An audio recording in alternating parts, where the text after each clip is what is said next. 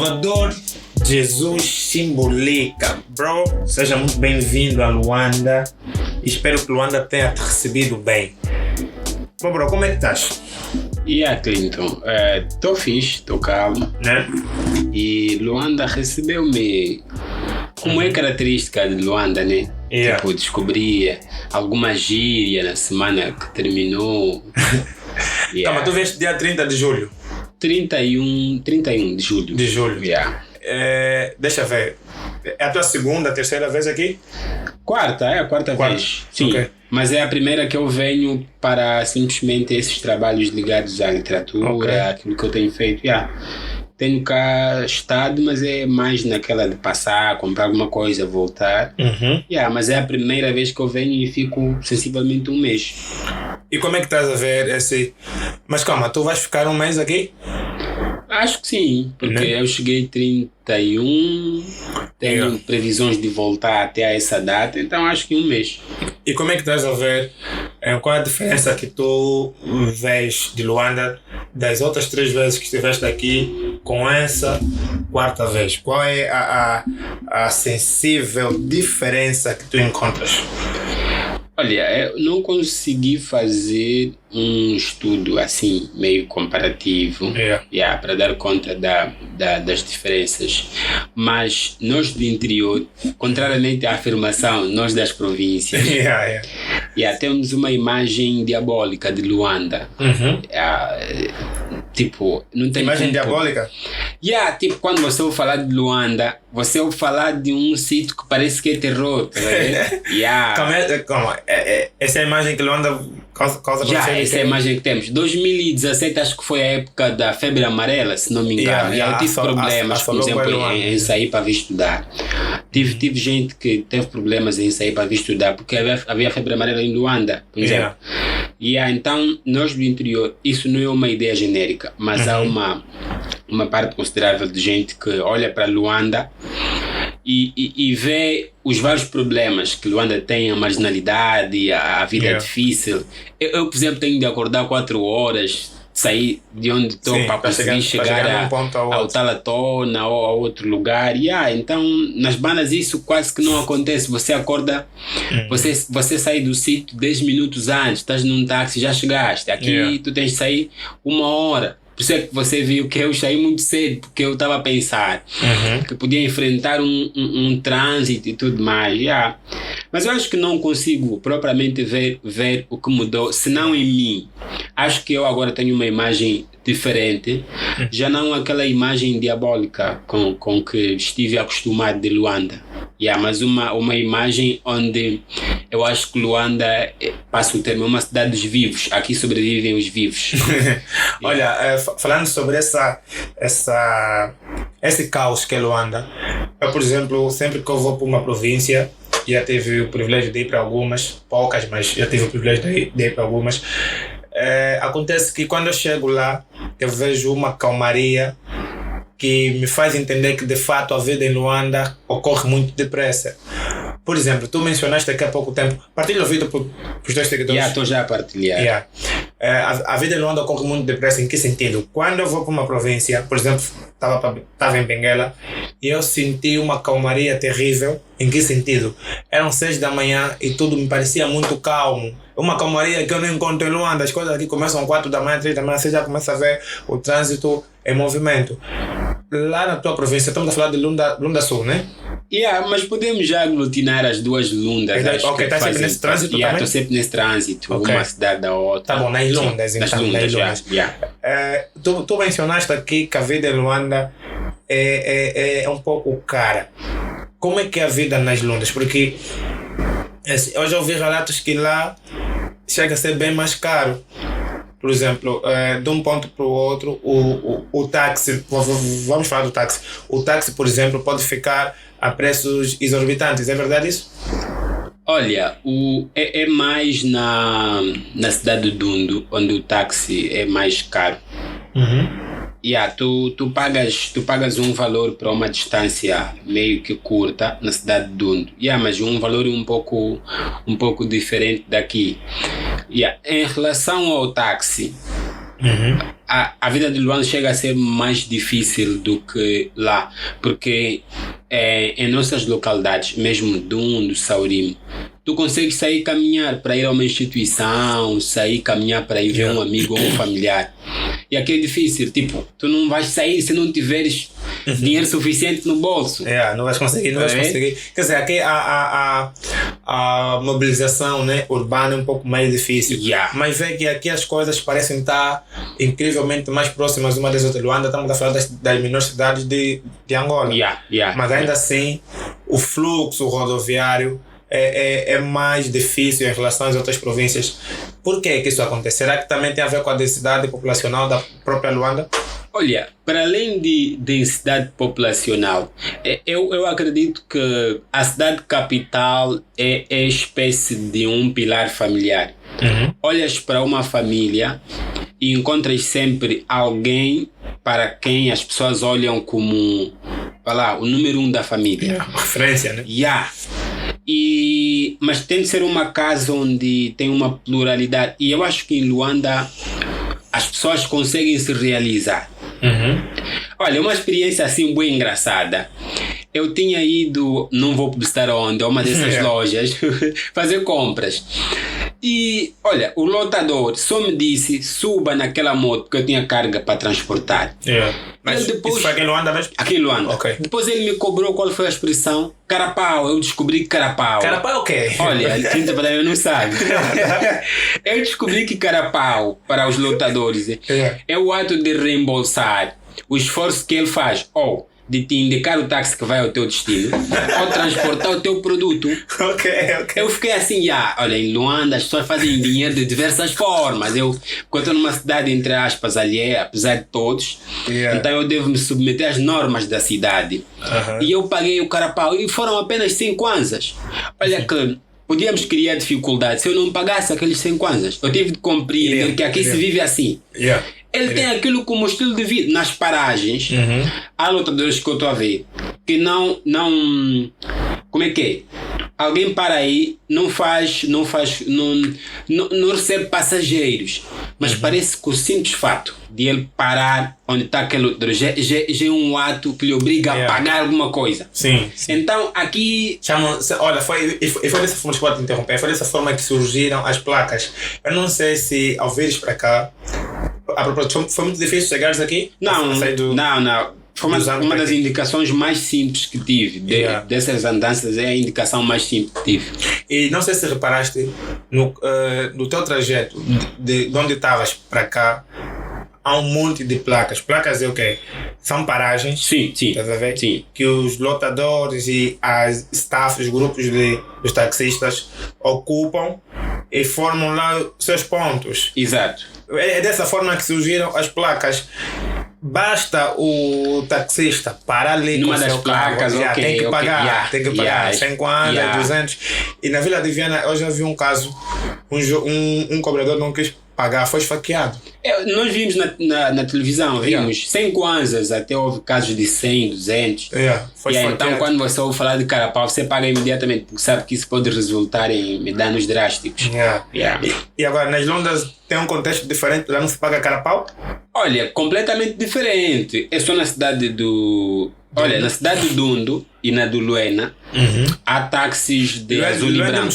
Luena e Mochico, sim. Mas também estão nesses trânsitos assim? Está sempre no Mochico também? Não com frequência, mas quando é para fazer o corredor de Benguela, nós às vezes passamos por Luena, que é para apanhar o comboio. Interessante. Okay. Então, Luena e Dundo são as cidades do leste que o táxi é azul e branco. Em Saurimo o táxi é praticamente a copapata de 3 rodas e uma de 2 rodas. São os táxis frequentes lá. E não prestei atenção no Luena, mas no Dundo não há isso de lutadores, não há. É só o cobrador, que aqui descobri que não gostam de gerente. Parece que o cobrador dá uma ideia pejorativa. Mas Luanda é uma cidade cosmopolita. Não gostam tem que ser gerente, então eu também chamo gerente. Lá você vê as coisas. Lá só quem trabalha é o motorista e o gerente, ou às vezes o cobrador. Não há isso de lutadores lá, então é uma realidade diferente. Falando em trabalho, da vez que eu fui para Kwanza Norte, E acho que Malange também é um pouco assim. Não, Kwanza Norte. Kwanza Norte, especificamente delatando, é uma cidade muito menor em relação a Malange. Quando eu fui para Kwanza Norte, já foste para lá, para as duas? Passando, mas não conhecendo as cidades como tal. Kwanza Norte, a maior parte das pessoas trabalham na função pública. Ou estão nos serviços de limpeza, ou estão na rádio. E aqueles só são tipo 2 ruas, estás a ver? A rádio está aqui, ok. O jornal está aqui, a televisão está aqui, o bombeiro está ali, a administração está aqui. Quer dizer, eles, quase todos os jovens trabalham na função pública. Essa também é a realidade nas Lundas? Olha, na cidade de Dundo existe uma única via principal. Ok. Que sai de um distrito da centralidade a um outro distrito do Chitato. A linha é a mesma. Como? Chitato? Dundo e Chitato são distritos diferentes. Então, Chitato é que é município? É um distrito. Distrito. Okay. Mas fazem parte da mesma província.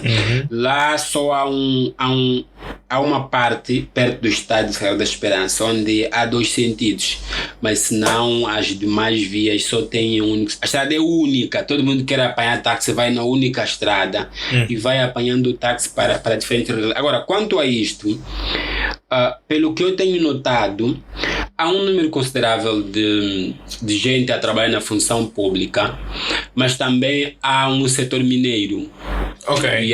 Existem muitas minas na Lunda Norte. Sim. É uma das cidades que produz muita. Eu quando ouço Lunda, penso que em qualquer canto pode aparecer diamante. Já não. Agora fica mais difícil. Eu, por exemplo, nunca vi diamante. Sério? Nunca vi diamante. Você nasceu lá? Nasci lá, mas não tenho memórias de ter visto diamante assim. É que assim, a ideia que eu tenho de quem vem de lá tem diamante. Ou que se eu tiver a escavar aqui, fazer tipo apanhas, a olhar da minha casa, posso encontrar diamante, mas isso realmente acontecia? É assim mesmo? Sim, há um tempo para cá. E eu depois já há meses partilhei uma cena que estava acontecendo nos municípios. Okay. Onde havia uma que chamaram de Mina das Senhoras. Jovens estavam lá porque descobriram que havia diamante, mas depois o Estado mandou fechar aquilo. Mas a província tem muitas minas. Então não posso dizer que as pessoas são maioritariamente do Estado, porque também o setor mineiro naquela província faz muita diferença. Sim. Já é diferente de Saurimo. Saurimo, para além da mina de Catoca, né, que é o maior Kimberlite, não há uma outra. E essa realidade de empresas privadas é uma coisa que nós às vezes só embelezamos e tal, mas não se faz sentido. Não dão tantas oportunidades, salvo agora que a cidade de Saurimo começou a ter alguns supermercados novos e tudo mais. Não vamos dizer quais são, porque Clinton não está aqui a publicitar ninguém. Mas há um ou outro supermercado que vai surgindo, que emprega uma ou outra pessoa, mas depois também temos um grande fenômeno que nós continuamos a ter, é que se abre uma instituição privada, mas tipo já uma lista. Ok. Lista de pessoas que estás a ver? Tipo, estamos numa realidade em que as pessoas precisam de. Tipo, se tu vais a Sony, encontras muita gente formada, mas muita gente formada a fazer mototáxi. Não é que o táxi não é bom, mas acho que uma pessoa que ficou anos e anos a fazer formação não estava a se formar a fazer mototáxi. Não temos uma escola que forma taxistas na minha banda, não temos. Aqui agora abriram uma escola que forma lavadores de carro. Agora podemos, aqui sim, mas. Na vez dessa matéria abriram uma escola. Vi uma escola de formação de lotadores. Lavadores de carro também. Acho que podia ser um meme aquilo. Isso é uma vergonha, mas parece que é uma notícia. Isso é uma vergonha. Mas então, respondendo, nós na minha cidade continuamos ainda à mercê do Estado. O Estado continua ainda a ser o maior empregador. Olha, mas isso realmente me assusta, porque estamos a falar de uma das cidades, né? As Lundas são de uma das cidades africanas que mais sai diamantes, que mais tem enriquecido Luanda nesse sentido. Mas por que o desenvolvimento é assim muito retrógrado? Será que é falta de interesse? Quer dizer, são perguntas que nós próprios já nascemos com as respostas, né? Mas tu, como habitante, qual é a análise que tu fazes sobre isso? O que faz com que uma cidade que alimenta uma parte do setor econômico nacional e ainda assim o desenvolvimento ser muito retrógrado. Por quê? O que é que está na causa disso? Será que é por estar muito a leste, muito distante do mar, por exemplo? Será que esse é um fator que influencia? Olha, Clinton, esta narrativa de que o leste está, passa o termo, muito a leste ou é distante, como alguém terá afirmado, pergunta-se se é distante de quê? Tipo, isso é como se fosse um pai que tem muitos filhos e um dos filhos decide emigrar para o exterior. O pai não vai dizer que o filho está distante. O pai vai procurar formas, no âmbito da distância, de um dia ou ir visitá-lo ou continuar a estabelecer contactos pela via das redes sociais. Então, eu acho que haverá alguma intenção que nós, cada um, pode tirar a sua ilação. Mas eu venho dessa realidade e, a propósito, falei disso um pouco no livro das assimetrias. Eu já fiz essa viagem só ainda não fui a Cabinda, mas já passei por Benguela, onde há o porto que se já conhece de Lubito, e já estou aqui em Luanda já algumas vezes. Mas tu consegues ver muita diferença em termos de desenvolvimento relativamente à nossa realidade, porque quem está fora de Angola e ouve que o diamante sai do leste, ele acha que o leste é um paraíso onde os prédios são feitos de só tem diamantes, com diamantes, mas tu vais lá, não vais encontrar 5 estrelas. Estás a ver? Então, quem está a gerir o país é que está a fazer alguma coisa que nós não estamos a compreender.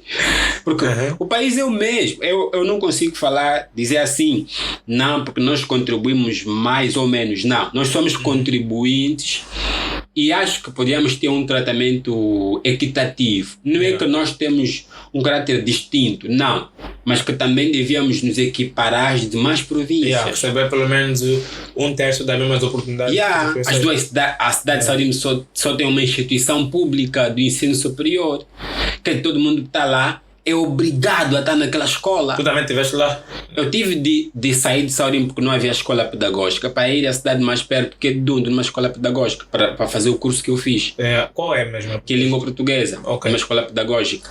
Me diz uma coisa, falando sobre língua portuguesa, é difícil, ou seja, qual é o grau de dificuldade de lecionar não só línguas, ser professor no leste? Olha, sobretudo pelo que eu vejo na cidade do Dundo, eu acho que, se calhar, excetuando as metrópoles, as cidades que podem ficar, em subcategoria, se é que existem, Lunda Norte ou Dundo é uma das cidades extremamente multilingue. Os alunos vêm de várias realidades, fruto da facilidade dos 2 Congos que nós temos perto de Angola, na parte da Lunda Norte.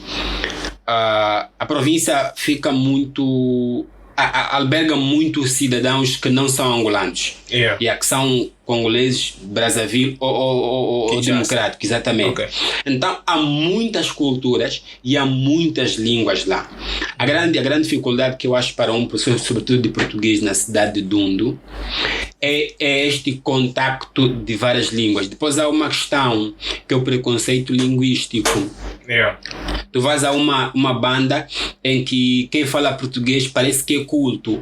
Quem fala Chiluba, Bangala, Song ou uma outra língua que se fala no Dundo, ele acha que essa pessoa não é culta. Então, essa discriminação que tivemos, esse professor de linguística, fez com que muitos de nós não aprendessem as línguas africanas. Então, essa é uma das grandes dificuldades que nós temos. Agora, na cidade de Saurim, particularmente porque eu dou aulas no ensino primário, eu estou numa comunidade onde, a partir dos alunos, tu percebes o grau acadêmico dos pais. A realidade que os alunos te trazem reflete o que vivem nas suas casas. Então, são dificuldades enormes, porque há crianças que estão na escola com muito esforço. Eu dou às crianças e elas é que decidem quando é que vamos sair. Tipo, eu só entro, não sei. Vem e fala para o senhor, estamos com fome, vamos sair já. Sério? Sério, assim mesmo. Se estamos com fome, saída, e eu sou humano, sei que quando a criança vem dizer, professor, estou com fome. E também muito provavelmente já talvez tenhas vivido uma situação parecida, ou não? Vivi situações de gênero em que ia à escola sem comer, então eu consigo perceber que elas não comeram. Eu percebo, passei a perceber que talvez a visão de muita gente que vive fora de Luanda é que os que estão aqui dentro têm mais privilégios. Já tiveste essa discriminação também sobre os que moram em Luanda, ou pelo menos os que nasceram em Luanda, como é no meu caso, de que o fato de estar em Luanda significa intrinsecamente que a pessoa tenha mais privilégio, porque é assim, quando tu estavas a fazer, né? Quando tu publicaste a tua agenda de que ias estar ali, não sei o que, foste na maca, né? Foste na quarta-feira. Sim. Eu vi nos comentários, eu dificilmente comento. Só comento assim para causar uma graça e tal, mas eu leio os comentários. Mas eu sei que você lê, é um espião.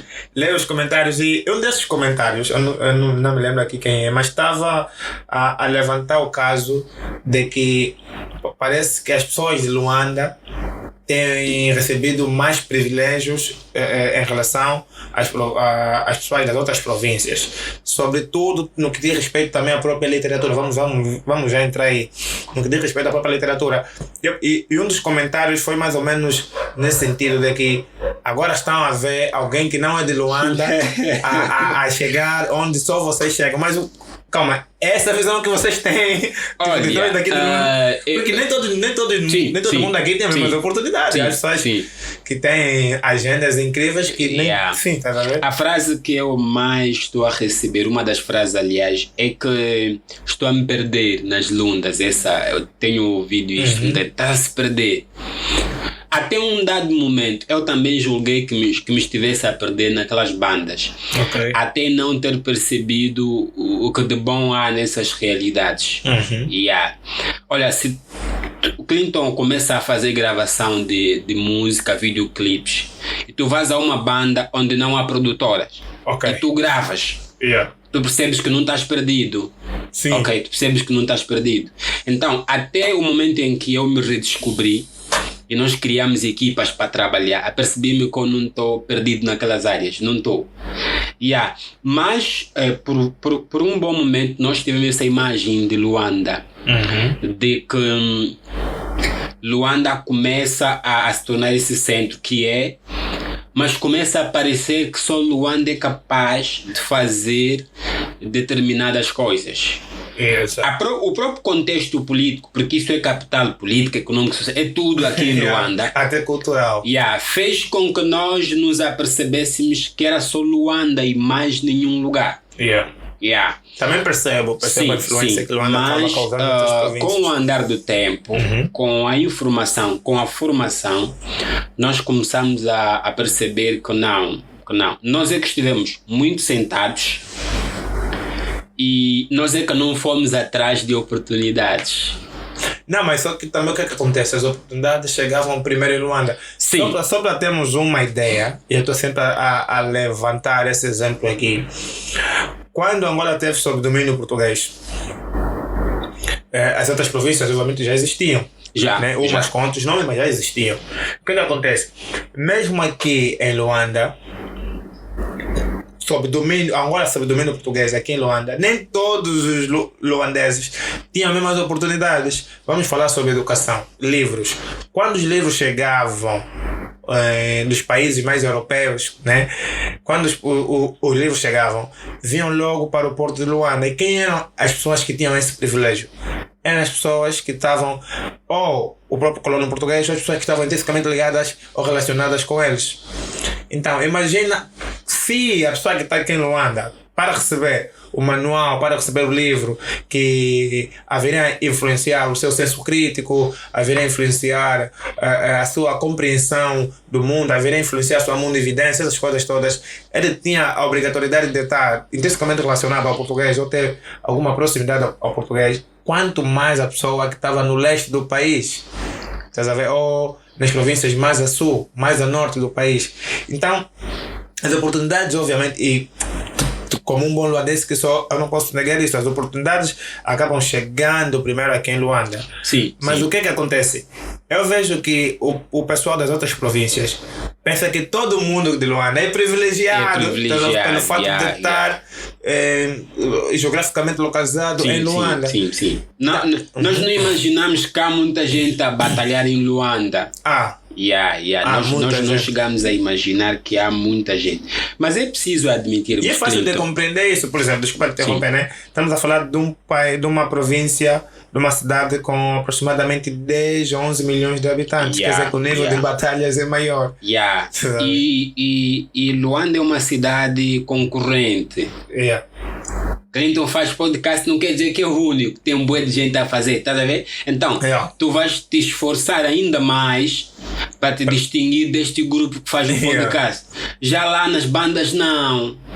Às vezes são 2, 3 pessoas a comandarem uma cidade toda e ficam nesse conformismo. Tá vendo? Então, o que nós não percebemos é que Luanda é uma cidade de muita batalha. Em que tu não tens só o teu vizinho, tu tens às vezes um bairro todo a dominar as mesmas cenas. E é preciso que você trabalhe arduamente para você se distinguir dos demais. E veja, dessas paragens do interior, falo mesmo já do interior, quando saí da Maca, eu vi... O que é a Maca? Desculpa. A Maca na União de Escritoria da quarta-feira. Eu vi como que espécie de um messias para a voz do interior, porque eu ouvi comentários de alguns amigos a dizerem que o interior mostrou que sabe de alguma coisa. Estás a ver? Há muita gente no interior que domina muita informação, que tem muito conhecimento. Mas essa gente não vem a Luanda com este propósito de discutir esse conhecimento. E a propósito, isso aqui já passa em primeira mão. A UEA não me convidou. Eu pedi a UEA que me convidasse. Sério. Eu mandei uma carta à União dos Escritores. Eu pensei que quando tu chegaste aqui, ou seja, tu vieste aqui com todas as agendas já bem programadas. Eu comecei a desenhar tudo antes de vir a Luanda. Eu enderecei carta. Isso é estratégico. Enderecei carta à Rádio Nacional de Angola. Aceitaram. E eu lá estive. Eu enviei carta à União dos Escritores, aceitaram e eu lá estive. Então, as pessoas estão a pensar que eu cheguei aqui e me chamaram. Não, eu vim para Luanda, ou vim a Luanda, aliás, com esse objetivo de passar nesses lugares e finalmente consegui passar. Estás a ver? Então, esta é a situação que eu partilho com as demais pessoas que ficam sentadas no interior do país. É que Luanda parece-me que está aberta para as pessoas que queiram vir fazer acontecer. Tá vendo? Então, eu não fui pago para falar disso, mas eu acho que é importante que eu diga por quê. Porque fica sempre essa dúvida. Será que ele foi convidado na União dos Escritores? Houve uma publicação em forma de meme. Um amigo, que não vamos dizer o nome, disse assim: chegou ainda agora das províncias e já lhe chamaram para a União dos Escritores. É armadilha, ali alguma coisa assim. A pessoa que fez esse meme, minha conta diz que forma de expressão é às vezes um comportamento de gente que não tem coragem de falar. Então usa a forma de expressão para falar aquilo que podia falar seriamente. O meme às vezes não é mentira, o meme às vezes é a verdade, mas é uma verdade dita, parece que brincando. Sim. Então, a pessoa que fez aquele meme, e eu acho que essa pessoa está lá já a acompanhar, sabe muito bem o sarcasmo, não sabia que quem endereçou o convite à União dos Escritores. Porque as pessoas também às vezes veem só a ponta do iceberg. Não pensam que o iceberg é daquele tamanho todo. E tu estás olha, eu realmente estou a gostar do teu trabalho que estás aqui a fazer, porque é muito importante que, né, os escritores, principalmente os escritores das outras províncias, começam a ganhar certa afirmação, porque estamos a falar de uma cidade que é Luanda, que é o centro de... Exato. É o centro de Angola, indiscutivelmente. É o centro de Angola. Aqui. Por mais que nós não queramos que fosse assim, infelizmente é assim. Luanda é o centro de Angola. Mesmo para a comunidade literária sei, para tu receberes algum reconhecimento, não é que estejas à espera de um reconhecimento, Exato. mas existe isso, estás a ver? Sim, sim. É que tu tens que passar por Luanda. Parece que Luanda é que valida mesmo os grandes escritores que Angola teve.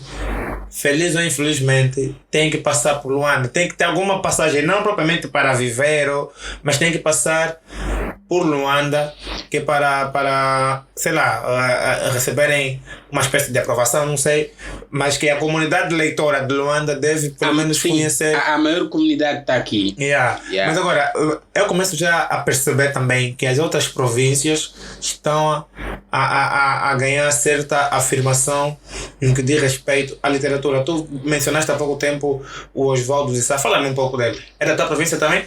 O Oswaldo de Sá também é um brada, é daquele corredor. Ele vive agora em Saurimo, e já lançou em espaço de 3 anos 2 obras. Lançou um poemário e voltou a lançar uma obra em prosa. Então, felizmente, isso até parece um discurso um pouco, vamos lá ver, é um discurso um pouco xenófobo, mas nós tivemos muito tempo em que o Corredor Leste, propriamente em Saurimo, havia publicações de livros, mas de escritores que não nasceram lá.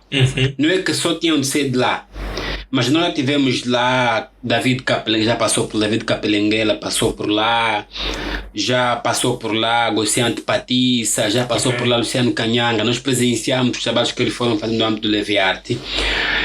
Mas nós não tínhamos aqueles escritores que nasceram lá, cresceram lá, que tiveram mais vivência em relação a quem estava de passagem. Então, nós essa nova geração que está a fazer publicações em Saurimo começa a fazer essa inauguração de escritores que vai lá dizer, conhecem a realidade, tal, vivem lá já há mais de 20 anos e tudo mais, fizeram a sua vida lá. E Oswaldo de Sá faz parte desses autores que vêm nessa lista de prosadores que falam de Angola a partir daquelas bandas, porque no fundo os problemas que vivemos no interior refletem um pouco aquilo que são os problemas da Angola. Exatamente. Tipo, nós ainda temos lá problemas de energia. Está a dormir, desligaram. Não é contador, não, desligaram mesmo. Aqui também eu consigo ver. Sim, também desligam tem energia, água, não sei o quê. Eu soube que aqui há muito problema de água. Você acredita que aqui na minha casa, nesse momento está a correr água, mas nós ficamos quase 1 ano sem correr água. Mas essa é a realidade. Nós pensávamos que fosse só do interior. Não. Mas quando tu escreves num livro que no teu bairro falta água, tu estás a reportar o país, só que não sabes que é uma outra província com a mesma realidade, porque você às vezes não andou. Então, felizmente, o interior, eu falo já de forma porque tenho acompanhado alguns, sobretudo de Benguela, Huambo essencialmente, talvez Zaire, uma outra pessoa, acompanho. Acho que estamos também a desconstruir essa imagem de que só Luanda pode, de que a Luanda as pessoas estão super bem, é mentira. E lá nas bandas também já estamos a começar a ter essa oportunidade de publicação de livros, com todas as dificuldades próprias, que é uma realidade do país. Mas Clinton, uma coisa que eu devo sublinhar: há muita gente a estudar, há muita gente a ler que nós não sabemos. De fato. No interior há muita gente a dar duro. Na escola na cidade onde eu fiz a licenciatura, eu conheci muita gente dura. Muita gente dura que permitiu dizer, estás a ver? O país está a formar a partir dessas bandas. Por quê? Porque as crenças começam às vezes a serem imputadas. Eu estava crescendo num meio em que eu começava a olhar para o leste de forma pejorativa. Eu senti-me como se estivesse perdido.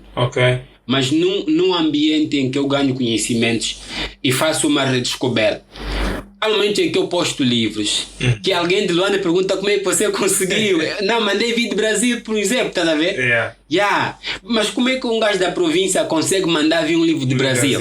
Tá vendo? É que a partir de lá eu descobri como é que os caminhos são feitos. Então, olha, tu tiveste a obrigação de te, pronto, né, separar o joio do trigo, porque assim, esse é um exercício que tem que ser feito constantemente. Independentemente, por exemplo, mesmo o fato de eu nascer em Luanda, crescer em Luanda, viver toda a minha vida em Luanda, nem tudo, porque eu também faço o exercício de me separar do joio do trigo. Mas me diz uma coisa, como é que tu começas a entrar para o mundo da edição? Porque não és só escritor, também és editor, és professor, és mais o quê, bro? Olha, de perfis há muita coisa. Eu reviso, edito, dou aulas, comunico. O que é que sucede? É que na época em que eu estava a me preparar para lançar o meu livro, tive imensas dificuldades para publicar o livro. Bati certas portas, não foram abertas, apesar da Bíblia dizer que quando batermos as portas serão abertas, não foram abertas. Pedi, não me deram. Falei, não fui ouvido. E depois eu tive uma série em que lá para as bandas as pessoas pediam. Eu estou numa banda em que, para além de uma editora que já houve, de uma universidade, que eu não vou dizer qual, não havia, posso, né? Luís Editora, era uma editora, não sei se era ou é, uma editora associada à Universidade de Luís Anconde, onde eu estudei, da Rainha Luís Anconde. Fora disto, não houve uma outra editora. Nunca terá havido uma outra editora. Então, eu estava, tal como eu disse, que tu estás numa banda em que descobres que o lugar é virgem e tu podes investir nessa área. Sim. Por isso é que hoje eu não tenho rapidez em sair do leste, porque eu descubro as lacunas que lá estão e as minhas competências podem preencher essas lacunas. Descobriste a fórmula. Descobri exatamente que precisávamos de uma editora lá. E foi assim que nasceu com o Soneca. Com o Soneca Editora. Foi nessa tentativa, com algum receio, de responder a essa preocupação das pessoas lá de perto. Por quê? Porque algumas estavam a ser burladas, dinheiros iam, não chegavam. Há uns que nem conseguiam viajar para Luanda, mas enviavam uns milhões para as contas dos editores, nunca chegavam os livros. Eu cheguei a ler livros mal revisados, que foram traduzidos em Luanda. Exatamente. E eu já fazia o quê? Eu já revisava e já editava. Mas eu não tinha nenhuma editora. Lembro das nossas conversas sobre exatamente. E aí, então um dia eu sentei e disse: tchê, eu já faço isso para os outros. Por que não começar uma aqui? Olha, e tu já tinhas a formação. Bro, eu quando digo a minha formação, eu estudei engenharia mecânica. Engenharia mecânica, fiz uma formação bancária, não sei o quê. Eu tenho um bem de cursos, tenho um curso de cinema, primeiro socorro. Eu não tenho nenhum curso de língua portuguesa, nenhum curso de edição, mas meu primeiro emprego foi numa editora. Veja. E tipo, tu te formaste em línguas, mano. Imagina. Eu formei-me em línguas. Tu estavas ou estás mais apto do que eu para trabalhar nesse nicho. Entre aspas, estás a ver? Mas o que acontece? Era preciso me redescobrir. Na verdade, a Soneca surge por este grito de apelo, em que eu percebo que o país, a partir daquela região, tinha essa escassez. Fiz muitos textos, revisei muitos textos para muita gente, sem pedir nenhum custo. Era tudo no âmbito da amizade, da boa relação. Mas depois eu descubro que há outros que fazem esse tipo de trabalho e ganham alguma coisa. Então nós começamos a desenhar a editora com dificuldades. O nosso país é muito complicado para questões administrativas, jurídicos, não sei o quê. Houve muito dinheiro que se gastou dali e daqui. Mas pronto, nós depois conseguimos. Está aí, a editora está aí, com a engatinhar próprio de uma que está a começar. Não, mas é próprio. Vou só. Temos alguns critérios estabelecidos e quando o material não entra nesses critérios, não, mas é continuamos. Próprio isso, é próprio isso. Mesmo que entrasse da minha experiência. Da tua experiência, né? Sei que está pela Nova e pela Ilivolo. Imagina, nós estamos a falar de um país com 32, 33 milhões de habitantes. Aproximadamente. Uma tiragem considerada mínima são de 200 exemplares. Quanto tempo faz 200 exemplares para esgotar? Pergunta-me quanto tempo fez o meu livro. 1 ano. Para esgotar. E eu fiz o livro circular em algumas províncias. Imagina. 1 ano depois. Então, tiragens máximas que normalmente são feitas em Portugal, Brasil, estamos falando de 5 mil, 5, 7 mil, 7 mil exemplares, aquilo esgota às vezes são no lançamento. São várias livrarias que eles lançam. Estás a ver? Às vezes em 3 apresentações o livro vai esgotar. Aqui em Luanda, 200 exemplares, 32 milhões de pessoas não conseguem esgotar 200 exemplares em uma semana, em um mês. Então, as editoras carecem de muita necessidade. E o que está a rolar nas redes sociais, vejo muitas pessoas que eu julgava serem críticos literários, mas afinal são críticos de editora, são críticos de escritores, não são críticos de literatura, são críticos de escritores. Eles começam a pensar que o papel das editoras é só o cariz financeiro. Também é, porque uma editora é uma empresa. É uma empresa, naturalmente. Exatamente. Não dá para fazer caridade. Sim. Exatamente, uma editora é uma empresa. Como é que eu vou custear, por exemplo, 3 milhões de kwanza numa tiragem de 1.500 livros se eu não cobrar por isso? A gráfica não quer saber se eu tenho dinheiro ou não. Ele também fala-se muito disto, Clinton. Também é o job dele. Eu já fui em conversas com literários, já participei em conversas de literários que falava excessivamente sobre as editoras e parece que muita gente ainda não compreende. Nós, os editores, somos uma empresa, as pessoas têm que começar a perceber. As pessoas têm que começar a perceber que aquilo é prestação de serviço. Exato. Eu estou a cobrar pelos meus serviços, mas não é um associativismo como tal. E ainda assim. Nem filantropia. Exatamente, nós temos esse problema. Não é só na Soneca, não é só na Nova, não é só na Ilivolo. Acho que todas as editoras passam por isso. As pessoas não leem. Problema. Angola tem, por mais que estejamos a crescer a nível de leitores, de escritores, Angola ainda não lê o suficiente para as editoras tornarem-se autossuficientes e pagarem seus funcionários. Clinton, eu falei disso recentemente num dos posts, que o tempo já está aí a todo ele a correr. Certa vez fui a um seminário e um formador estava a falar sobre incentivo à leitura. Por mais incrível que parecesse, ao longo de toda a abordagem que se julgou a suposta aula, o formador não citou nenhum teórico sobre teorias de leitura. Teorias. Ou seja, havia um professor a ensinar aos outros professores incentivo à leitura. No entanto, ele não citou nenhum livro. Clinton, nós temos problema grave no país. Como é que eu vou incentivar a Houve um ministro ou secretário de Estado, se não me engano, há 2 anos, falou que as pessoas não leem.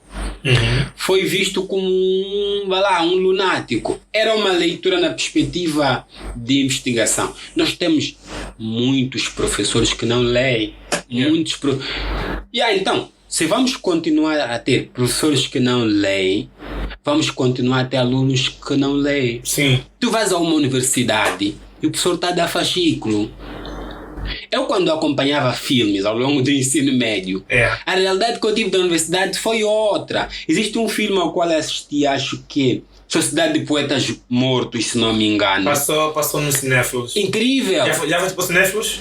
Não, ainda não. Tens que experimentar. Esse mês provavelmente deve ter. Eu olhei para aquele filme e disse: eu quero um dia ser professor de literatura numa universidade.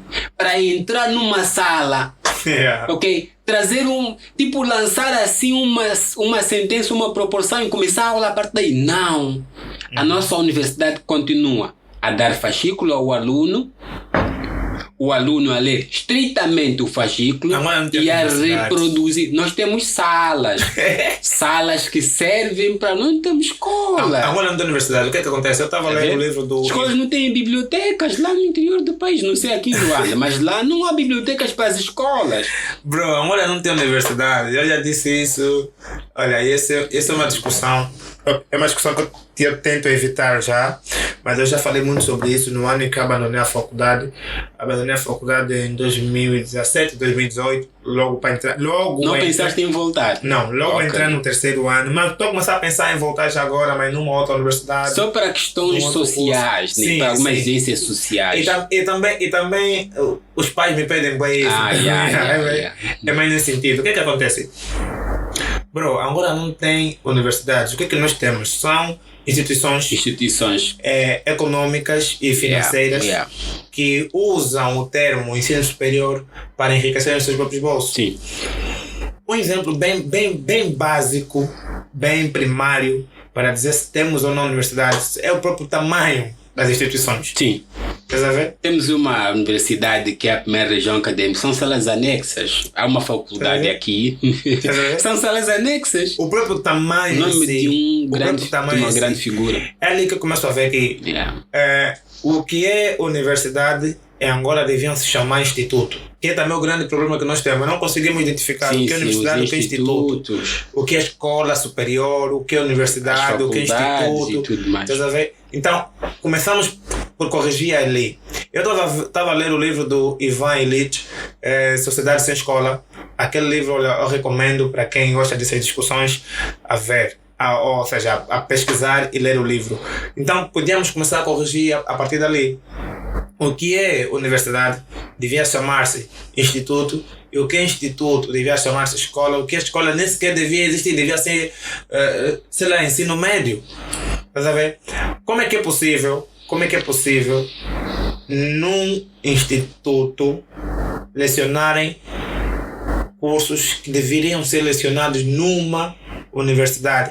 É que os grandes problemas começam mesmo na base, começam na nomeação das próprias instituições. Então, eu comecei a ver, eu tenho todo esse conhecimento, e também está ali a frase que o Rei Salomão disse: quanto mais você aumenta o teu conhecimento, mais aumenta a tua dor, porque você vê para as coisas à tua volta, começa a ficar frustrado porque elas não estão a cumprir. Tive um professor que me disse isso em sociologia no ensino médio. Porque se nós fôssemos ignorantes, muitas coisas podíamos ser aceitadas, muitas coisas passavam, mas como aumentamos o nosso nível de conhecimento, não toleramos muitas coisas. Isso nos faz com que sejamos mais exigentes, e a exigência também acaba sendo mais dolorosa para nós. Mas a realidade onde tu estudaste, especificamente, como é que era lá, como é que é fazer a universidade no leste? Eu sei que não tens uma comparação, né? Porque olha, foi lá que tu estudaste. Sim. Toda a minha formação até esse término da licenciatura foi toda ela feita no leste. Mas eu olho para o leste como Angola, não como uma parte de Angola. Pois, o currículo é o mesmo em algumas partes do país, mas eu já começava a notar alguma distinção a partir do ensino médio. Partilhava algumas ideias com certos amigos. E, aliás, quando eu publiquei a foto da licenciatura, houve amigos que me perguntaram, só pensavam que eu tivesse a fazer um mestrado. Então, eu estava lá, mas com um olhar plural. Eu absorvia aquilo que estava a ser feito fora daquele corredor, por intermédio do livro, por intermédio das lives, das formações. Mas há uma frase que eu tenho de transportar sempre. Eu sou graças aos livros. Eu sou graças aos livros. Eu não diria propriamente a universidade como tal, mas eu tive bons professores no ensino médio que liam, que me despertaram para ler, e comecei a ler a partir do ensino médio. Eu vou a uma universidade com a convicção do que eu podia fazer. No segundo ano eu recebi um diploma de mérito como estudante mais destacado do ano. Tive um percurso em que os professores quase que sempre me citam em várias aulas. Olha, as aulas Olha, quem passa na escola pedagógica de Dundo, onde eu passei, vai ouvir o meu nome nas cadeiras de literatura. Desde introdução, teoria, estilística, ele vai ouvir o meu nome. Porque ao longo da minha formação eu tive muita dedicação em literatura e eu tive muita compreensão de vários aspectos ligados à literatura. Eu estava lá para ser professor e eu tinha de escolher uma área, linguística ou literatura, e eu escolhi literatura. Então eu comecei a ler, tenho mais livros de literatura e poucos livros de linguística. Então é essa oportunidade em que eu percebo que apesar de estar naquele contexto de muita dificuldade, eu consegui me reinventar graças aos professores que eu tive. Não é propriamente a instituição, o nome como tal, mas o que mais influencia o estudante são os professores que ele vai ter.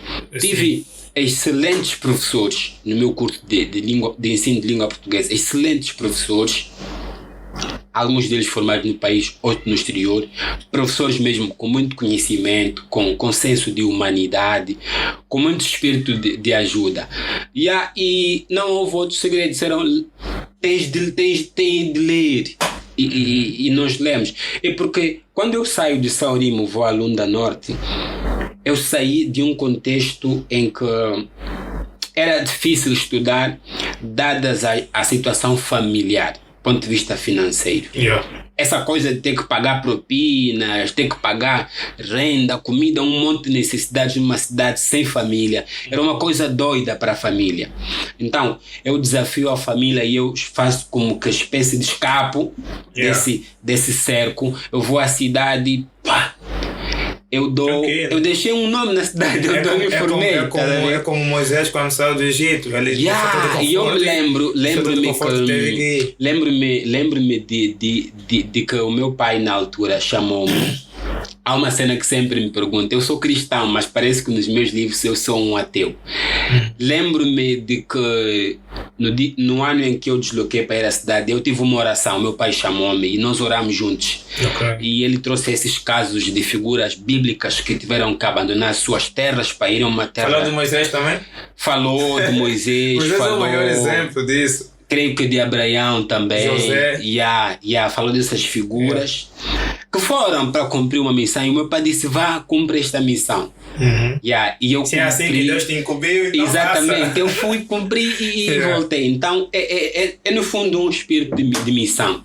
Nós podemos estar nesse meio em que parece que estamos perdidos, mas quando encontramos um cajado, quando encontramos os grandes agentes que nos influenciam são os professores. Eu posso estudar sob uma sala sem AC, como foi o meu caso. Mas se eu tiver um bom professor, do ponto de vista humano e profissional, eu vou ter razões para continuar a me formar. Então, a minha grande motivação não foi a infraestrutura, são salas anexas. Foram as pessoas que me acolheram na cidade, que me mostraram a cidade, e os professores que me acompanharam. E quando nós fizemos a defesa, aquilo foi algo incrível. Foi pelas fotos dá para perceber isso. Mas diz uma coisa, tu foste para a Maca a quarta-feira. Bro, tu és crítico literário também? Foi uma cena que Elder Simba disse que eu estou a evitar. E vou continuar a evitar. Eu tive dificuldades em me assumir como escritor. Porque eu olhava a palavra escritor. Quando é que tu entras para... Mas pronto, então vou deixar. E assumes isso. Maca quarta-feira. Não foi fácil estar lá. Devo admitir isto. Quando estive na Maca, já conhecia pela internet, só consegui ver pessoal. Vi muita gente que tem muito conhecimento sobre literatura naquela sala. Mas fui lá nesse espírito. Algumas ideias que nós partilhamos nas redes sociais não chegam como deveriam chegar. E faz-se uma percepção de que nós do outro lado somos contra a crítica literária que é feita. Mas nós não somos contra a crítica. Nós não concordamos com determinados modos, abra aspas, como a crítica tem sido feita. Okay. Então, a minha presença na UEA foi como que para dizer determinadas ideias que às vezes não fluíam nas redes sociais devido àquela dificuldade do Facebook. Então, não sou crítico, eu não me assumo como crítico literário. Como Simbad disse, quem estuda língua portuguesa, literatura a nível da licenciatura adiante, tem cadeiras sobre literatura. Teorias e tal. Eu tive teoria, eu tive crítica literária no âmbito da teoria da literatura, eu tive estilística, tive introdução dali, daqui, semântica, enfim. Então essas cadeiras ajudaram a ter algum conhecimento acrescentado sobre literatura. Eu não parava no currículo escolar, eu ia extrapolar o currículo e lia um pouco mais. Então é assim que eu começo a olhar para a crítica e começo a dizer o que eu tenho vindo a dizer. Em função dos conhecimentos que até hoje tenho, eu não estou parado, eu vou continuar a pesquisar sobre literatura. Quem é que vai me chamar crítico literário? Quem ler o meu texto, quem estudar o meu texto, eu tenho vindo agora a fazer esse exercício de apresentação de obras. Há uma obra que vamos apresentar amanhã. Acho que sabes. Não, pode fazer aqui a publicidade. Não, disseram-me que a apresentação o autor pediu uma apresentação privada. Ok. Então não tenho autorização para publicitar, mas agora sim, se nós quisermos ir, não temos como? Não há como. Estranho, o autor isso, fechou uma apresentação privada. Mas pronto, foi só na perspectiva de eu dizer que tenho lido alguma coisa ligada à crítica literária, à teoria da literatura. Por quê? Porque são cadeiras que tive ao longo da formação e a área em que eu escolhi. Eu não escolhi linguística, eu escolhi literatura, então tenho essa obrigação de ler sobre literatura. Eventualmente, se alguém disser que eu sou crítico literário, é uma consequência da leitura desta pessoa, mas eu não me assumo como crítico. Assumo-me como alguém que se interessa pela crítica literária. Mano, diz uma cena também que me chamou a atenção depois de ocorrer a MACA quarta-feira. Não estamos a falar muito, estou só a mencionar aqui alguns pontos que me chamaram a atenção. A MACA trouxe-te macas? Olha, a MACA, pelo que eu me apercebi antes de eu ter comunicado, eu tive numa edição anterior em que estiveram com o Tema e a Edmira, é que na MACA não se resolve, levanta-se outras macas. Porque assim... Então, houve maca no dia em que eu fui à MACA. Eu fui para comunicar, eventualmente uma outra ideia pode ter sido, na visão deles, mal comunicada, mal enquadrada, e isso gerou uma outra MACA. Consegue ser mais específico? Olha, eu sobre isso? levei O Kilson, acho que ele mencionou que uma das macas que te trouxe a MACA está relacionada com o fato da literatura ser ou não conhecimento. Não sei sim, esta é uma MACA que o nosso amigo Destino levantou. E o Destino está aqui a nos acompanhar. Destino, pronto. Se eu estiver equivocado, depois me corrija. Tem que vir aqui, obrigatoriamente. O Destino sabe. O já me falou que ele tem que vir aqui. Está todo mundo a me dizer isso. Ele tem que vir aqui. Vou lhe fazer virar. Destino, estás convidado, vamos acertar. Tens que passar por aqui. O Destino sabe que eu respondi. Também tem que passar aqui. Eu respondi que de fato literatura em parte é, como diz Diderot, um fenômeno estético, mas o caráter científico, o estudo da literatura passa a ser ciência. Então, literatura é sim conhecimento e não ao mesmo tempo. Sim, quando é o estudo científico. A teoria da literatura, a crítica literária, a historiografia são conhecimentos científicos, então fazem a ciência literária. Já o objeto estético, aquela obra que está aí, o Haikai que Clinton, foi Haikai, né? Que Clinton publicou em 2020, não é conhecimento à partida, é arte. Sim. Mas para essa arte ser estudada e compreendida, faz-se recurso à ciência. Uma das marcas foi que eu respondi que sim, a literatura. Só que eu não disse assim. Eu não disse sim. Só dei algumas dicas, segundo René Wellek e Austin Warren, dei umas dicas a explicar que a literatura é ciência e não é ao mesmo tempo. Expliquei quando é que é ciência. É ciência quando o estudo é científico. A crítica, a historiografia, a teoria da literatura são ciência. Mas o objeto literário, a obra em si, não é a partir da conhecimento. A outra marca foi um exemplo que eu levei sobre lapiseira, no âmbito da teoria da ressignificação. A Cíntia até deu muitas pinceladas. Quem? Assim, Cíntia, é isso, Cíntia deu umas pinceladas. Sim, Gonçalves. Irmã do Helder. E o Simbad disse que era a espécie de sufismo e por aí fora. Mas há uma cena que sucede. Eu levei muitas ideias para a maca, mas devo admitir, com algum problema de gestão de tempo, não pude exprimir todas as ideias. Mas há uma coisa que deve ser compreendida, é que até onde tenho o conhecimento, em literatura não há como tal algo novo. A literatura não cria, recria. Eu que, se não me engano, Aristóteles em Poética chamou de mimes. Mimes, a espécie de imitação. É que o material linguístico já existe, Clinton. Se eu disser é com esta ponta da lapiseira que escrevo a tua vida, eu não criei nenhuma lapiseira nova. A ponta já existe, a lapiseira já existe. Ok? É com esta ponta que eu descrevo o mundo, que eu dou vidas. Eu não estou a me referir à lapiseira que escreve. Eu estou a me referir a uma ponta da lapiseira que pressupõe uma outra ideia, mas que é semelhante à lapiseira. E eu levei um exemplo da lapiseira lá para falar sobre a questão da variabilidade da verdade. Se existirá uma verdade. Vamos também falar sobre isso. Se existirá níveis de verdade. Como é que é essa discussão? Então, uma das marcas foi a lapiseira, que foi percebida como sofisma. Eu não compreendo como sofisma, porque na medida em que o discurso literário renova o discurso linguístico, ele serve-se dos temas que já existem, dá-lhes novo sentido no campo literário. Ao segurar a lapiseira que eu segurei na União dos Escritores, eu ressignifico não o objeto, mas a semântica da lapiseira.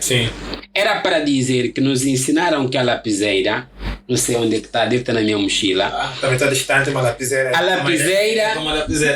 lapiseira serve para quê, Clinton?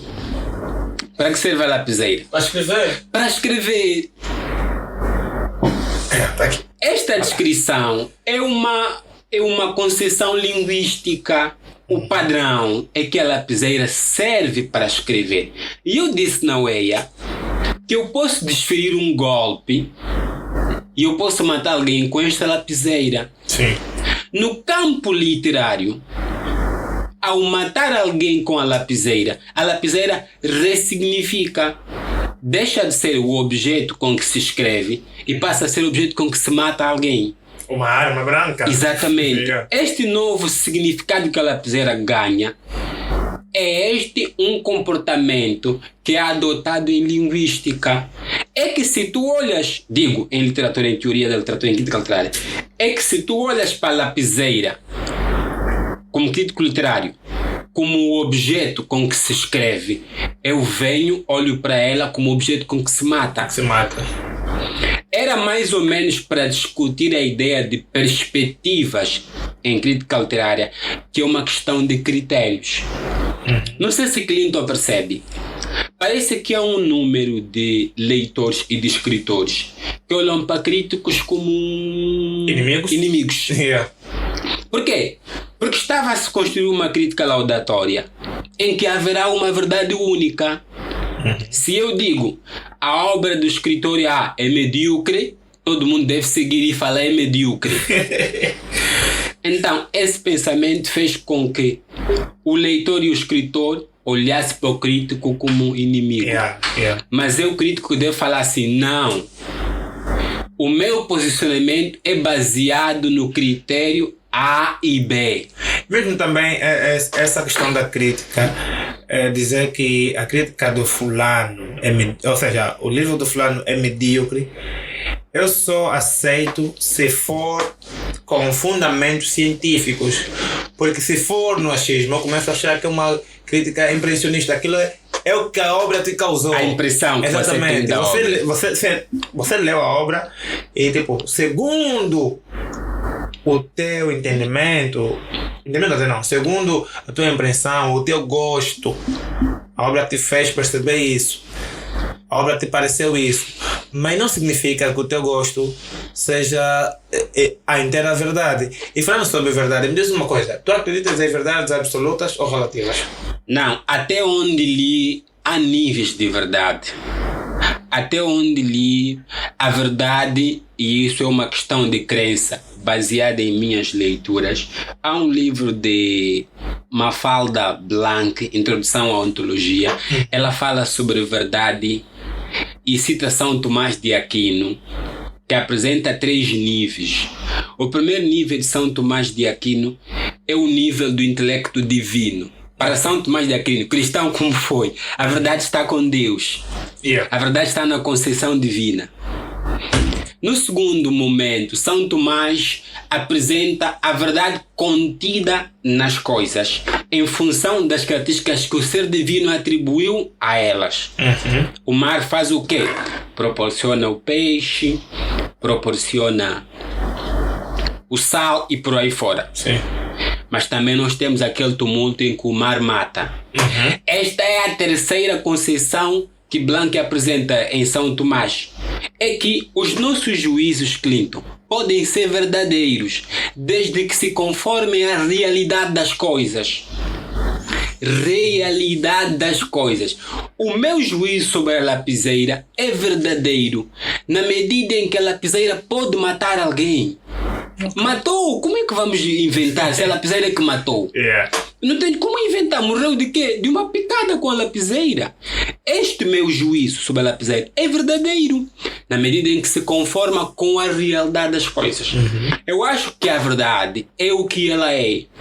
A verdade está contida nas coisas. Este copo parece que é branco. Nós vemos a cor branca.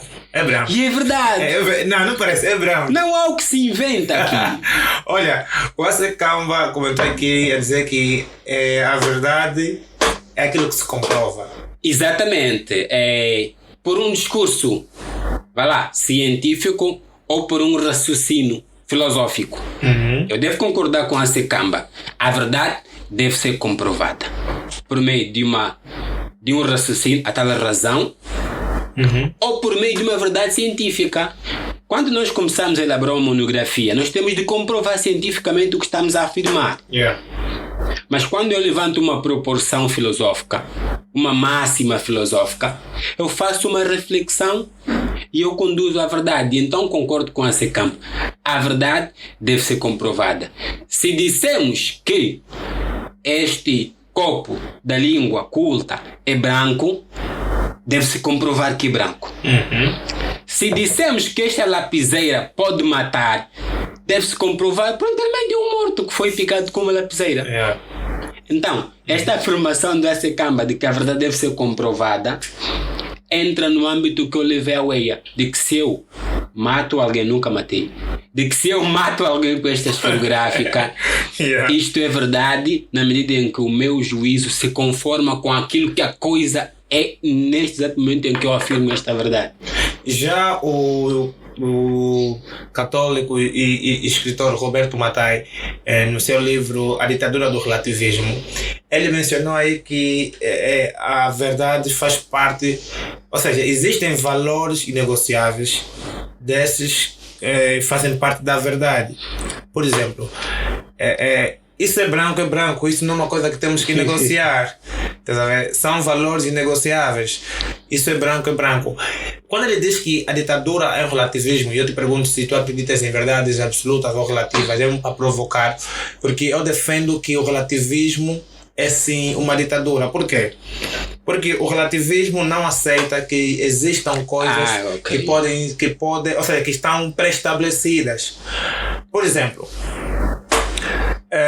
esse copo é branco, vamos dar exemplo do copo mesmo. Esse copo é branco em qualquer parte do mundo. Não é porque não. Parece que é uma verdade universal. Exatamente, uma verdade absoluta. E a verdade, não só para mim, eu penso que a verdade devia ser vista assim, é absoluta, não é algo relativo que tenha influência cultural, influência regional, influência da própria crença da pessoa. Porque as pessoas defendem muito que a verdade das coisas é em função desses fatores culturais, fatores da própria região e da religião em que a pessoa é adepta.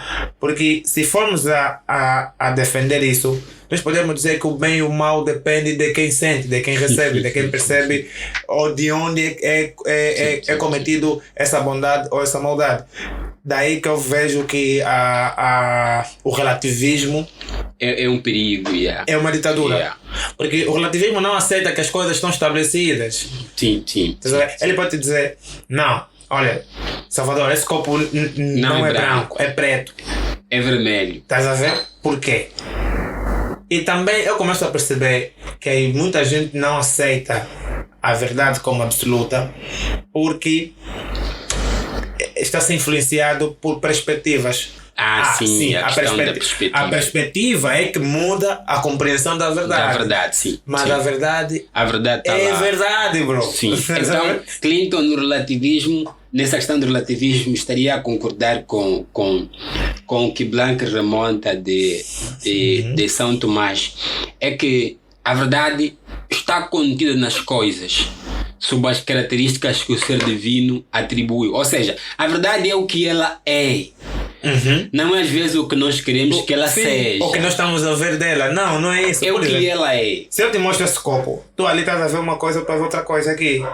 Mas a verdade do copo está contida nele. Nós precisamos descobrir a verdade que está no copo, não agora, o que nós queremos ver. Na minha perspectiva, eu estou a ver outra coisa. Eu não estou a ver nenhuma escrita aqui. Tu ali estás a ver outra coisa. Porque depende da perspectiva em que Mas nos se eu mudo assim, tu não vais ver nenhuma escrita. Estás a ver?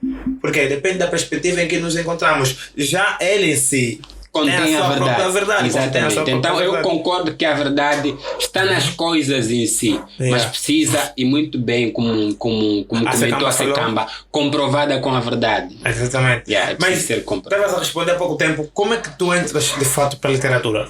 Agora, literatura eu entro... O momento que tu dizes, não, eu sou escritor e tenho que assumir esse manto. Primeiro foi difícil assumir-me como escritor. Foi muito difícil assumir-me como escritor.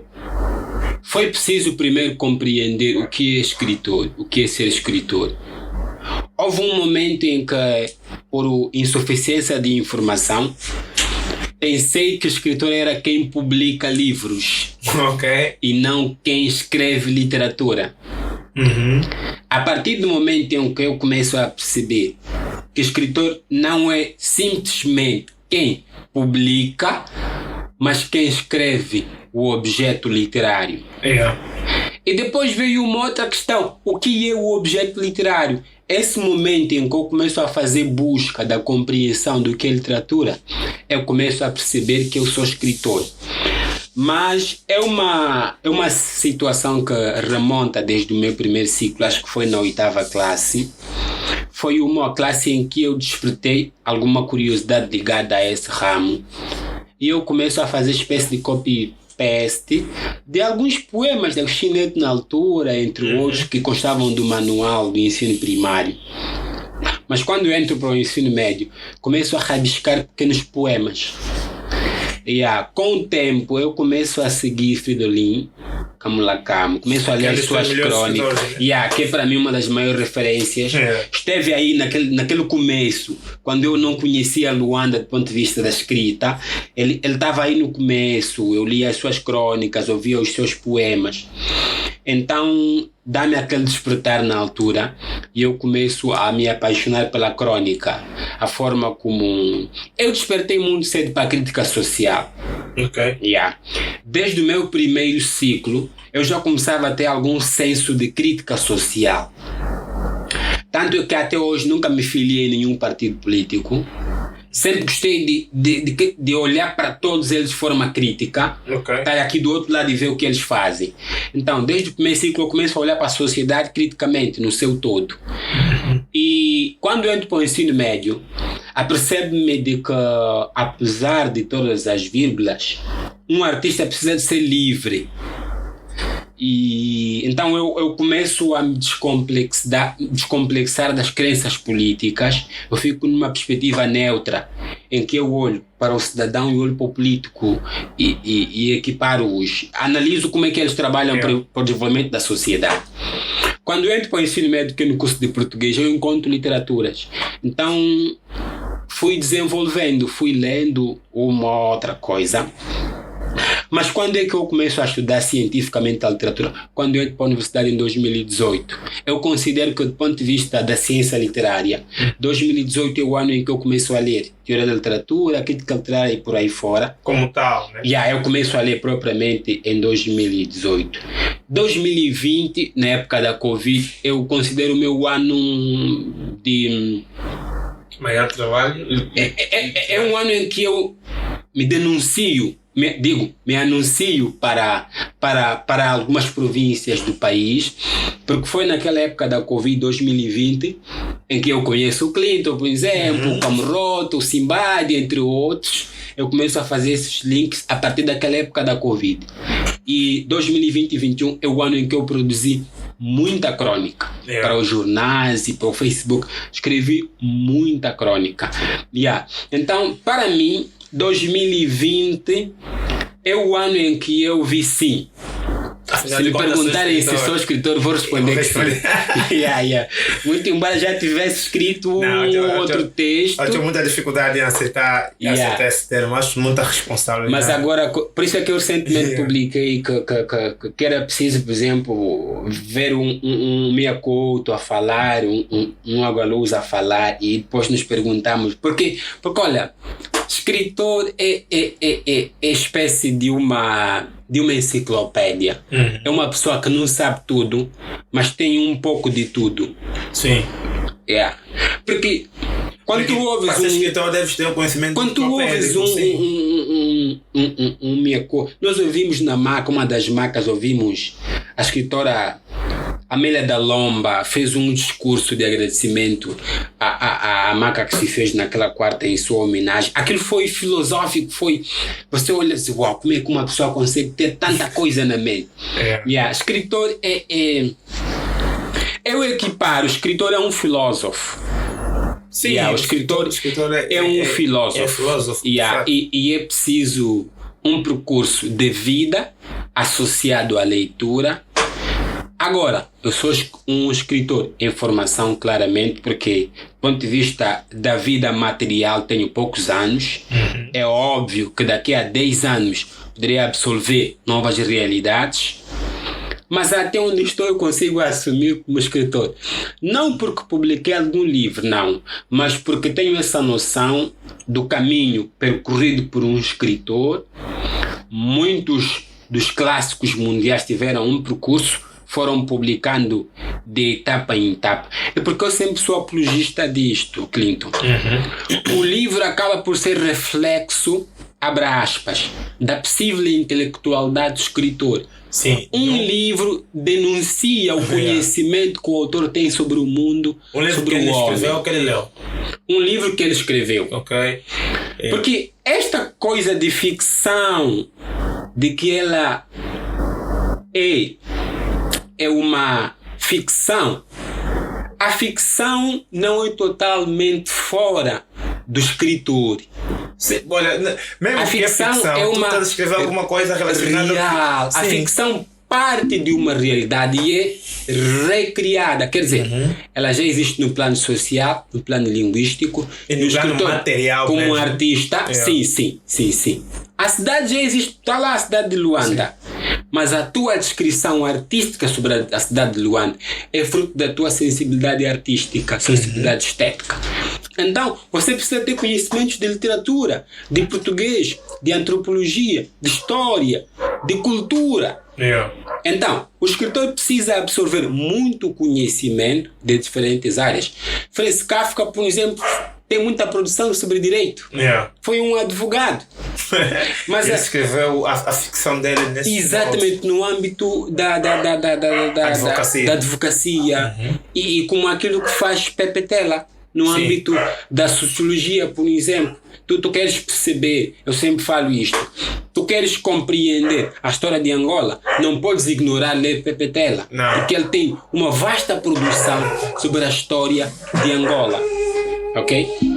Yeah. E recentemente, no escritor, ele afirmou isto, que ele precisou de estudar sociologia, porque ele compreendeu que para escrever sobre o homem era preciso estudar o homem. E descobri que a sociologia estuda esse homem no ambiente social. Então, é nessa perspectiva em que agora consigo me assumir como escritor, porque percebi o percurso que um escritor faz para se tornar uma pessoa madura. Estou a fazer um caminho. Yeah. Aonde vou não sei, só sei de onde parti, mas tenho assento os objetivos, que é continuar a aprimorar os conhecimentos ligados à própria humanidade, porque não há como ser escritor sem compreender o homem. Bro, em termos de produção, depois do livro publicado, né, como é que tu fazes um balanço? Ou seja, qual é a análise que tu fazes? Os próximos livros teus publicados, claro, né, vai depender também muito do poder financeiro. Exato. Que vais ter. Mas existe a possibilidade de termos um próximo livro teu em pouco tempo? A realidade é que este próximo livro já existe muito antes de sair este. Sim. Lembro também dessa conversa. Como disse, eu tenho muita produção em prosa. Yeah. Muita. E disse isto numa das rádios em que estive, cá mesmo em Luanda. Eu tenho textos... Olha, falando sobre rádio, desculpa, calma, não te esqueças. O Nhanjika... de BS, já sei, o meu companheiro convidou-te aqui para fazer um convite público para o programa dele de rádio. Então, ele estendeu-te convite para apareceres lá na rádio dele, no BA. Na verdade, ele está com saudades porque em 2020 fizemos muitas edições, participei em muitos programas. Então ele está numa espécie de saudade, nunca mais me ouviu na rádio BA. E Angica, Laurindo e Angica, sem problema, vamos ir agendando lá mais para frente. Posso fazer uma sugestão de leitura ou algo assim similar. Pronto, então, tenho muita produção. Eu tenho, como afirmei, eu disse isso numa das rádios, eu tenho muitas crônicas, muitos contos para as minhas próximas 2-3 publicações. Eu tenho muitos textos. Agora, impus um desafio para mim mesmo. Eu preciso de olhar de forma crítica para o próprio texto que eu publiquei. Ok. Como é que eu, como leitor, olho para este texto de forma crítica? Ando sempre com essa dificuldade de me descomplexar da veia de escritor e me tornar apenas leitor para criticar a minha própria obra. Ou seja, tapar os olhos, né? Exato. E descobrindo as lacunas, as insuficiências, enfim. Por quê? Porque o próximo livro não pode ser uma cópia deste livro que eu trouxe. Claro que a técnica narrativa pode, obviamente, ser uma marca se eu estender a mesma para o segundo livro. Porque o escritor é o mesmo. É o mesmo. Mas o que eu abordei, o que eu abordei neste livro, não pode ser a mesma temática no segundo livro. Então, eu preciso de ler cada vez mais várias leituras de outros leitores sobre o que viram neste livro, o que leram aqui, o que compreenderam aqui, que é para, na minha visão e na visão deles, conciliar e perceber aquilo que não foi dito neste livro. Tenho a segunda produção, em prosa, mais uma vez. O texto está lá a ser construído desde 2020, se não me engano, está já há quase 3 anos. Estou a escrevê-lo paulatinamente, mas dessa vez estou a fazer uma investigação um bocadinho histórica, um bocadinho sociológica. Neste vou focar-me essencialmente em algumas crenças da realidade Chokwe. E isso impõe recolhas. Sim, então, com o trabalho, com edição, com revisão, nem sempre tenho. Os meus pais têm muito conhecimento relativamente à cultura. Chokwe. Então, os tenho aproveitado uma outra vez. Há um dos textos que eu tinha submetido a um dos concursos nacionais que perdeu, infelizmente. Mas é um conto que também me serviu de uma das histórias que o meu pai tinha me contado uma dessas vezes. Projetei aquilo, saiu, está num conto, guardei-o. Mas este que eu estou a preparar explora abordagens muito ligadas à cultura lunda Chokwe. Para não publicar, entre aspas, falsidades, estou a apurar os dados, um ou outro, porque depois conciliar a história com a ficção é um trabalho muito difícil. E eu sinto essa dificuldade. Eu estou a escrever, tenho ali um manuscrito de 2019 que eu tenho escrito. Eu já tenho o trabalho todo ele concluído.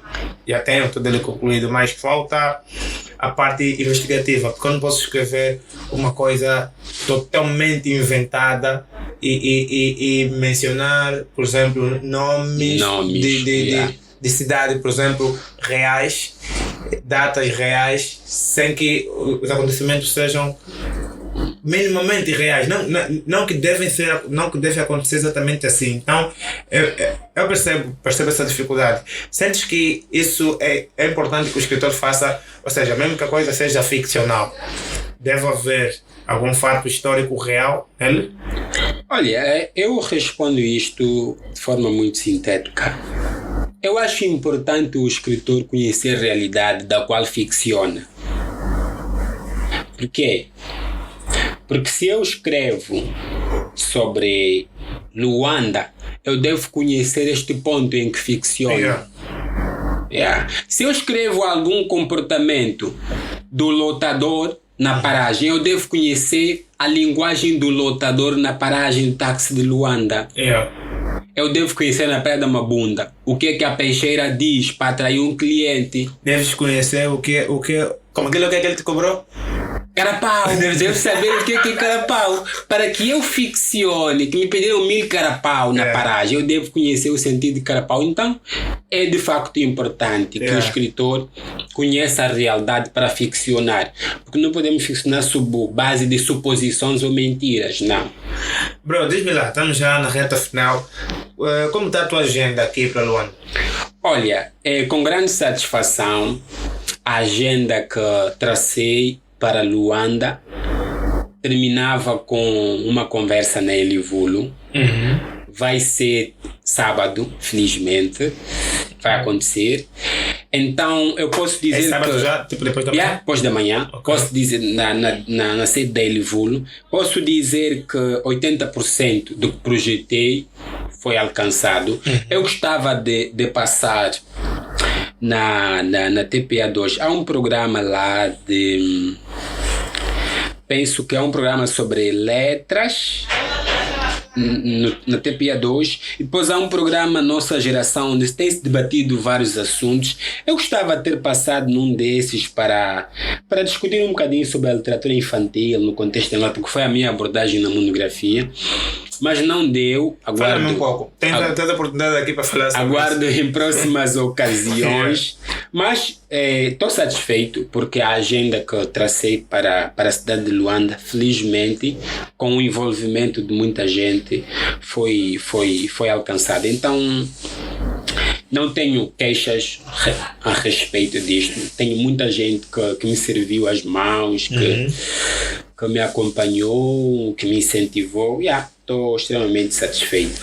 Agora, quanto à literatura infantil, há muita coisa que se possa dizer, mas... Como está? Qual é o estado que se encontra a literatura infantil em Angola? Eu olho para a realidade a partir de onde fiz a investigação para a monografia e porque sou professor de ensino primário, encontro escolas sem bibliotecas a nível do ensino primário. esse contexto de escolas sem bibliotecas é o primeiro problema. É o primeiro problema que se levanta à volta disto. Precisamos de discutir com muita seriedade. Os programas de literatura a nível do ensino primário estão, sobretudo, à mercê da língua portuguesa. Os professores acham que literatura infantil é um passatempo. E há uma questão, Clinton, a nível do ensino primário, a literatura, o texto literário é utilizado sobretudo para ensinar as normas gramaticais da língua portuguesa e educar moralmente a criança, ou seja, é para lhe ensinar que não deve roubar, que não deve matar, mas a partir do ensino primário não se tem o trabalho artístico da literatura. Então, na investigação que fizemos, a primeira missão que o governo angolano tem é de reformular o programa ligado à literatura. É preciso colocar no manual escolar textos com desafios estéticos para a criança. É preciso reformular essencialmente o guia prático para o professor. Porque nós investigamos, lemos o guia prático para o professor do ensino primário. É um instrumento mecânico. O professor vai à sala, pede título do texto, nome do personagem, depois sai, vai a casa, acha que ensinou literatura, enfim. O primeiro passo é reformularmos o guia prático para o professor de ensino primário no âmbito da literatura e depois atualizar os textos que estão nos manuais. Aqueles textos de como se rouba, porque a questão da educação é a questão da disciplina de educação moral e cívica. A literatura não está de princípio para educar, é uma manifestação estética. Claro que a educação pode derivar deste ato estético, mas não pode ser a partir da preocupação da escola no âmbito da literatura. Então, primeiro temos de reformular os materiais que temos para a literatura a nível do ensino geral e depois vamos ir formando também os próprios professores neste âmbito para que percebam que se quiserem estudar gramática, usem textos informativos, injuntivos e por aí fora, mas se quiserem estudar a imaginação da criança, usem a literatura para este sentido. Bro, agora me diz uma cena, como é que é encarado lá os concursos literários lá na tua província, nas Lundas? Como é que os escritores assim, lá no leste encaram a problemática dos concursos literários? Porque nós aqui percebemos que nos concursos literários pede-se muita angolanidade. Como é que esse assunto acaba vos afetando? Olha, o concurso literário, primeiro é que é um assunto lá pouco discutido, porque é uma realidade que pouco acontece. Mas tem havido agora pequenas iniciativas ligadas aos concursos literários. Mas essa questão da angolanidade já é um assunto que tem de ser discutido. E temos de reformular os conceitos que começamos a atribuir à angolanidade. Porque a Angola que nós tivemos de há 50 anos, 45 anos, não vivia as mesmas realidades que temos. Tivemos uma Angola que lutava para conquistar a sua independência, conquistou-a. E a Angola de hoje debate-se com outro problema. Falta de escola, problema de saneamento básico, falta de energia, falta de emprego, criminalidade. Então, sob este prisma, a angolanidade de hoje começa a emergir desses problemas de agora. Então, não se vai olhar para a angolanidade como só o livro que é escrito com as marcas de quimbundo português e enfim, não. A angolanidade agora é essa falta de emprego, esta desigualdade social, esta questão xenófoba, o regionalismo. Enfim, então a angolanidade começa a ser discutida sobre esse ponto de vista e, tal como disse de início, nós ao abordarmos o modo vivendi e operandi de quem está naquelas paragens lá no interior, acabamos por, no fundo, abordar a própria questão da angolanidade, porque a angolanidade de hoje não está ligada só a este aspecto particular de cada cultura, mas também as vivências que são quase que partilhadas por todos os povos. Porque aqui nós muita gente eu pessoalmente nunca concorri a um prémio literário, mas muita gente, e eu já vi muitas discussões parecidas a esta, muita gente já reclamou o fato de exigirem que os escritores mencionem traços sobre Angola, mas também estamos a falar de uma Angola que só o próprio júri compreende, porque existem 18 Angolas, e dessas 18 Angolas existem 30 e tal milhões de visões diferentes sobre Angola. Então, isso já vi muita gente a reclamar que a exigência de traços de angolanidade nas obras que vão a concursos literários tem impedido com que muitos escritores alcancem seus objetivos, alcancem ou conquistem esses prêmios. Eu, por exemplo, não escrevo. O que é que se passa? Sim, podes continuar. Só pedir que lê se existe. Eu, por exemplo, não escrevo muito sobre não escrevo muito sobre Angola, Luanda, né? Mas já me sinto um pouco incomodado com o fato de exigirem angolanidade em todos os concursos. Sim. Mas bro, nós também chegamos mesmo já no final do nosso programa. Espero que consigamos, espero que tenhamos conseguido atingir o nosso objetivo. Tens alguma mensagem para deixar aqui, para terminarmos? Olha, para terminar, o que eu posso dizer? Primeiro, eu devo agradecer à cidade de Luanda de forma geral, pela forma calorosa como me acolheu. Luanda, eu me apercebi, é uma cidade que inspira muito. As pessoas estão sempre a reclamar, há muitos problemas, as pessoas podem escrever sempre. Devo agradecer a todos que acompanharam a live, a todos que têm acompanhado as minhas publicações no Facebook, de todos os trabalhos que tenho vindo a fazer. E o apelo para quem estiver no interior e queira firmar-se, venha a Luanda. Acho que Luanda está aberta para acolher. Venha ao podcast do Clinton, conversar um bocadinho sobre a arte, sobre literatura, sobre o país. E mais do que ficarmos sentados no cadeirão com comando, saiamos, façamos alguma coisa. E esta frase eu levo sempre para vários lugares. Fernando Azevedo, numa obra sobre formar leitura das teorias práticas, diz que nós somos fruto daquilo que lemos.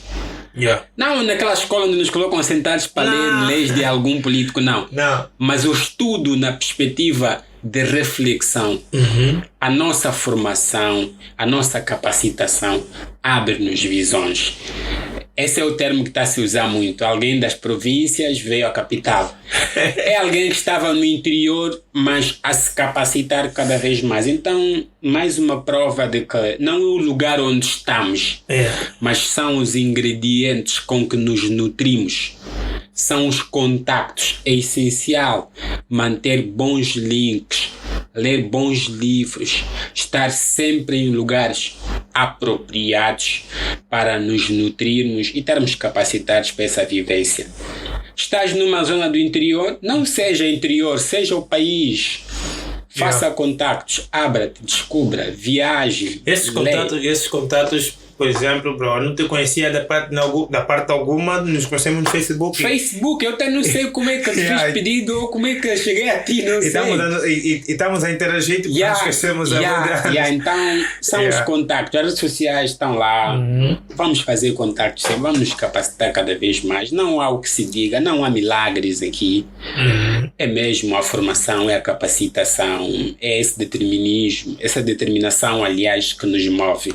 Se não sabemos para onde vamos, ficamos estagnados. Estabelecemos metas e reunimos um conjunto de ingredientes para fortificar essas metas.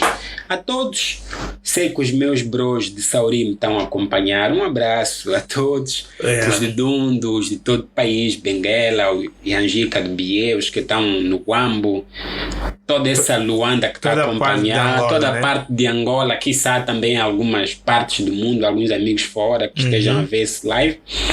Estamos juntos, continuem a me dar esses inputs, essa força, e juntos vamos conseguir deixar algum contributo para este país, que eu acho que é para isso que nós nascemos, deixar algum contributo para o país. E a família, muito obrigado aí por estarem do outro lado. Meu nome é Clinton Manuel, vocês já sabem. E para quem não saiba, continua a ser também Clinton Manuel. Este foi o Língua Culta Podcast. Nós estamos com Salvador de Jesus Simbolica. Eu fico sempre a me perguntar como é que o nome dele é Salvador de Jesus. Eu acho que esse é um pleonasmo, porque ele próprio está a salvar o Messias. É uma conversa para outras ocasiões. Isso é conversa para outro funge. Nós ficamos aqui. Muito obrigado pela vossa presença. Muito obrigado por tempo que nos acompanharam. Penso que conseguimos atingir nossos objetivos. E vocês poderão ouvir essa conversa no Spotify, Apple Podcast e Google Podcast e todas as outras plataformas para leitura de stream. Estará disponível o nosso programa. Sempre um prazer ter-vos aí do outro lado. Meu nome é Clinton Manuel. Até já.